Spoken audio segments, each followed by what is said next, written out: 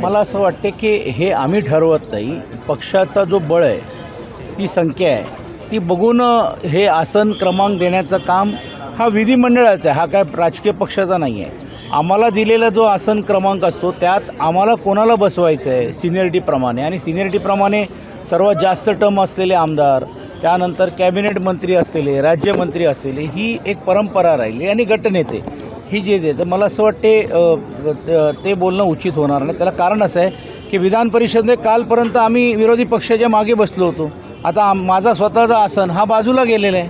याचा अर्थ मी नाराजगी व्यक्त करायची का? नाही, कारण त्यांची संख्याबळाप्रमाणे ते काँग्रेस पक्ष आता वरती आमच्यापेक्षा मोठे आहेत, आणि म्हणून त्यांचे विरोधी पक्षनेते उद्या भविष्यकाळामध्ये झाले तर त्यांच्या मागे त्यांचे सदस्य बसतील.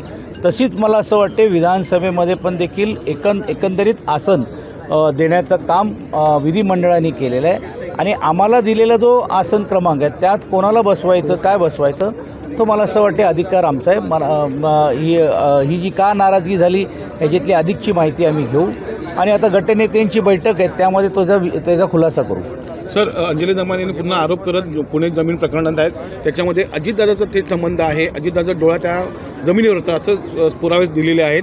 मगर नावाचे जे कोणी उपमहापौर आहेत, आजच मी माहिती जी मला मिळाली ती उपमहापौर मगर यांचं नावच आहे. त्यांचं म्हणणं असं आहे की मी त्यावेळी नव्हतोच, पण निर्विवाद सत्ता कोणाकडे होती हे मी सांगायची गरज नाही आहे. अर्थात ते आरोप म्हणजे तथ्य आहेत की नाही, आणि म्हणूनच तर आम्ही वारंवार बोलतो आहे की ह्याची साधी चौकशी का होत नाही आहे. ह्याची चौकशी जर झाली तर दूध का दूध, पाणी का पाणी होऊन जाईल, आणि त्यामध्ये हे स्पष्टता येईल की बुवा ह्याच्यामध्ये कोण योग्य आहे, कोण अयोग्य आहे. पण चौकशीच करायची नाही, परस्पर क्लीन चिट द्यायची, परस्पर मंत्र्यांनीच खुलासा करायचं, आणि संपूर्ण चौकशी एका वेगळ्या दिशेने घेऊन जाण्याचा हा प्रयत्न आहे. वेळ होतोय, अजून कारवाई होत नाही, एक महिना होऊन गेला. 100% वेळ झालेलाच आहे, आणि म्हणून विधानसभा आणि परिषदमध्ये उद्या परवा आम्ही हा विषय मांडणार आहोत. शीतल तेजवानीने त्या चौकशीमध्ये तिने आणखी एका सेलिब्रिटीला अशा प्रकारे फसवल्याचं समोर येत. हा शीतल तेजवानीने अजून एका सेलिब्रिटीला फसवल्याचं समोर येत आहे. नाही, त्याची पार्श्वभूमी जर पाहिली असेल की हे क्रिमिनली अशा गोष्टी करण्याची एक सिंडिकेट आणि एक स्कॅम आहे.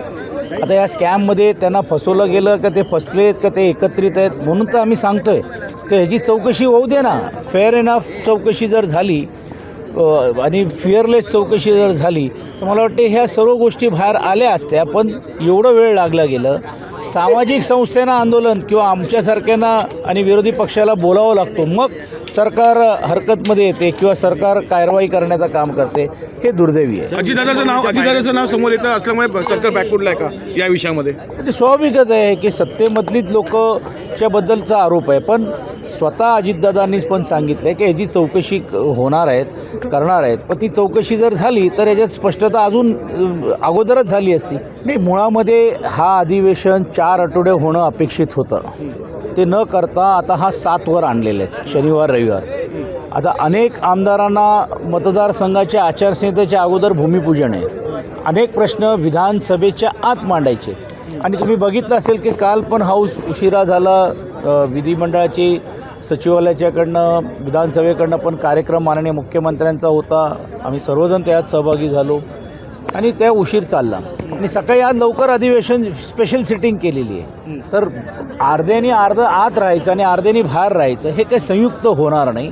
आणि ही कमी अवधी मिळाल्यामुळेच पायऱ्यांवरती बोलण्यापेक्षा आज आम्ही बोलण्याची भूमिका घेतो. ह्याचा अर्थ असं नाही आहे की पायऱ्यावर आंदोलन होणार नाही.